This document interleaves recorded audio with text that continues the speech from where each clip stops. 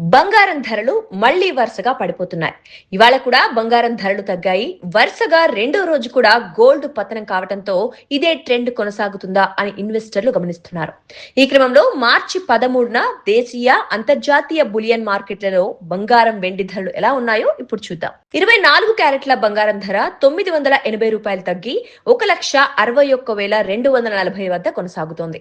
గత 2 రోజుల్లో సుమారు 2,000 పడిపోయింది. ఆభరణాల తయారీకి వాడే 22 క్యారెట్ల గోల్డ్ ధర 10 గ్రాములకు 900 తగ్గి 1,47,800 వద్ద ట్రేడ్ అవుతోంది.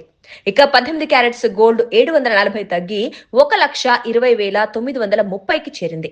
అటు వెండి ధర కూడా భారీగా తగ్గింది. ఇటీవల మళ్లీ 10,000 తగ్గి ప్రస్తుతం 2,90,000కి చేరుకుంది.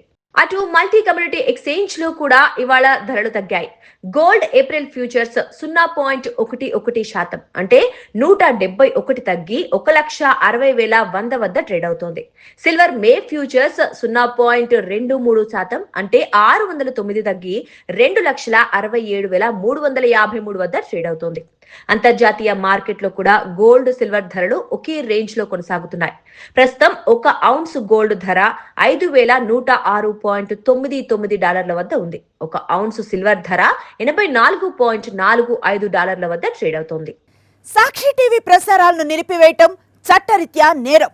సాక్షి టీవీ ప్రసారాల కోసం మీ స్థానిక కేబుల్ ఆపరేటర్ను వెంటనే సంప్రదించండి. డిటిహెచ్ లో, ఇంటర్నెట్ లో కూడా సాక్షి టీవీ ప్రసారాలను వీక్షించవచ్చు.